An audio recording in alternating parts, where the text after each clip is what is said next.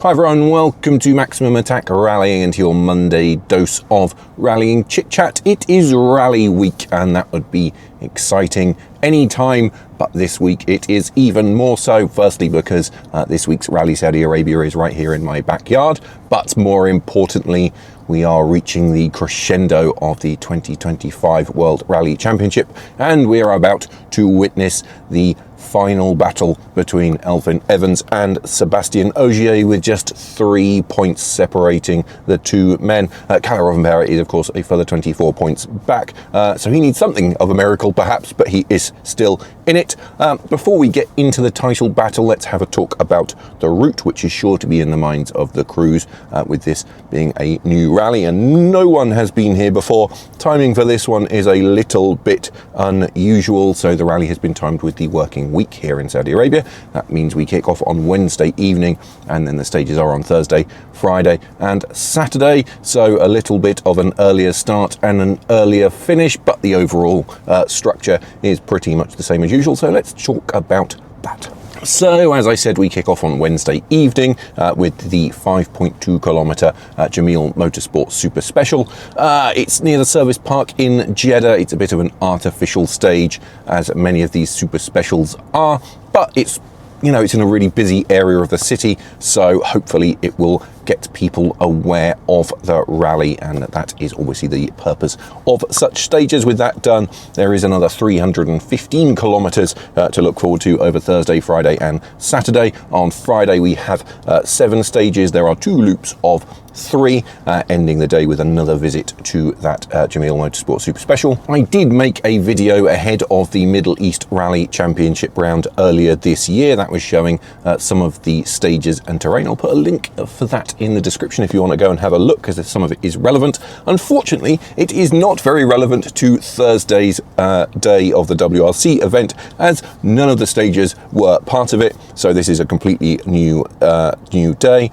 We open with 19.36 kilometers of Al Fazaliyah. That's in relatively open country north of Jeddah. I'm sure it'll be a few surprises in there though, because there are a few rocks and things around. That's followed by the longest stage of the day, the moon stage, which is 20 kilometers. Apparently that one is rocks and more rocks, so that could be a real killer and definitely one to watch on Thursday. Then we finish each loop with the Calais stage. That's the shortest of the day, apart from the Super Special, of course. That's 11.3 kilometers. That is close to the moon stage geographically, but I think it's at slightly higher elevation, so the terrain might be slightly different in there. Moving on to Friday then, that's the longest day, 141.7 kilometers, I think. 2 loops of 3 stages once again. That starts with Al Gula, which is the 11.6 kilometer opener, 11.7 kilometers really. That starts, I have seen that one, that starts in a flat kind of deserty area, but does get a bit rougher and more hilly, as I understand it. Then we move into the longest stage of the day, which is Al Jeram. That's 30.6 kilometers, I want to say. That also starts on the level, but in a kind of village settlement area outside the city. When I went there earlier this year, people looked at me very oddly when I was filming. Surface there does appear to be a bit finer near the start of the stage. Sandier gravel at the start when I visited, but again the road climbs into the hill, so the terrain's likely to change there just a little bit. Final stage of the loop on Friday is Wadi Al Matwi. That's 28.59 kilometers. That appears to run in the opposite direction to the Middle East Rally Championship round, and I think is twice the length of the stage of the same name. So the start of it is in quite open country with quite soft sand when I went to it earlier in the year, but it looks like it does change a little bit, goes into a slightly more hilly area. But there's some quite long stages in there, so there's plenty for the crews to get their teeth into on Friday. Sunday features just 3 stages, 65.8 kilometers. Thaban acts as the opener and the power stage. That is 16.29 kilometers. Plenty of jeopardy in this one. The surface is actually relatively okay, I think, but parts of it do pass through some quite large rock fields, so Anyone taking liberties is going to be punished in that one. If you run wide or try and cut, you might find yourself faced with a large rock. That actually sandwiches the longest stage of the rally, Esfahn. That's 33 kilometers, sorry, I think. And that's probably the one that actually feels like a lot of people would probably have expected Rally Saudi Arabia. Large open spaces, looser, finer sand, and a much more deserty, for want of a better word, much more open.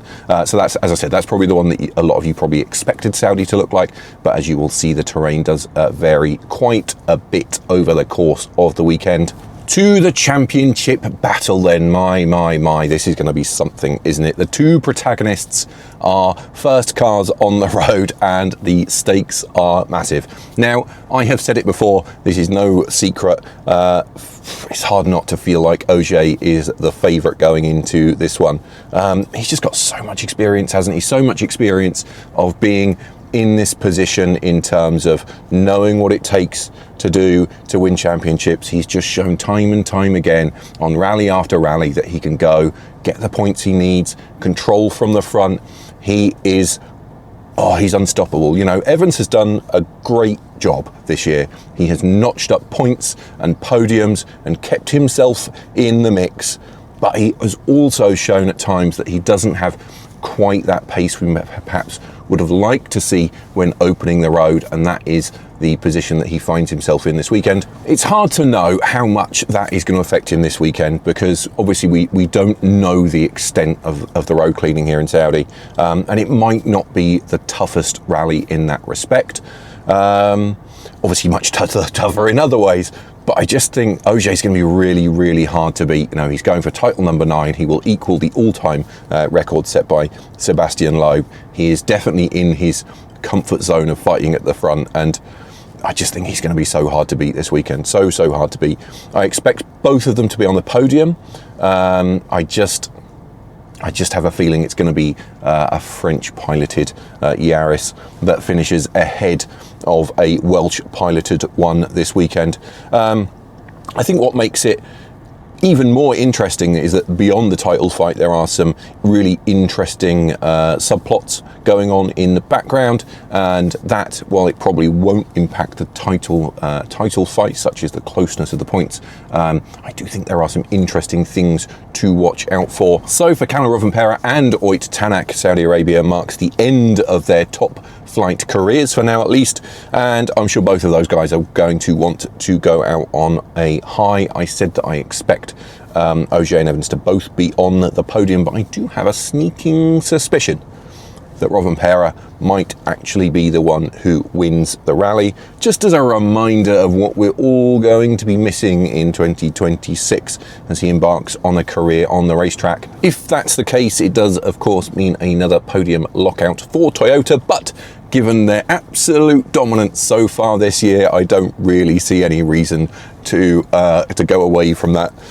For Hyundai, I guess this represents a final chance to salvage a little bit of glory. I'm sure Tanak, Thierry Neuville and Adrien Fourmeau will all be going for it, but it's been a really horrible season, hasn't it, for the South Koreans and their team, and they will just be hoping, I think, for better next year. You know, obviously they'd love to win this rally, but man, it's going to be tough, isn't it? It's going to be tough to win this one. Next season is going to be tough, you know, with resources going to the World Endurance Championship program.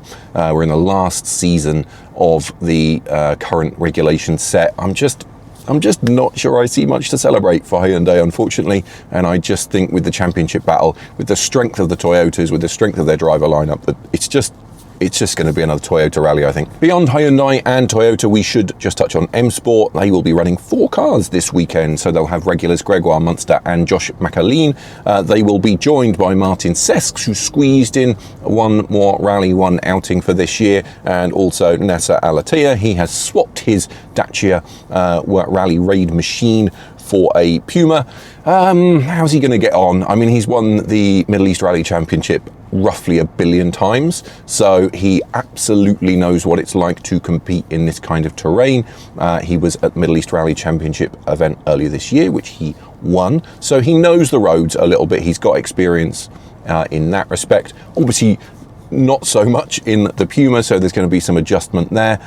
that said, I think he is quite capable of beating all of his teammates on this one. I expect him to be the fastest Puma. Do I expect him to be up there with the fastest guys? I wouldn't be surprised if there's a quickest time or two, but I think for him to consistently be up there, given, you know, the level that those guys at the front are operating at, I think for him to come and win this one or be on the podium would be a huge ask. So it's definitely going to be interesting, isn't it, to see how he gets on. But yeah, for me, he's perhaps a bit of an outsider for the overall result.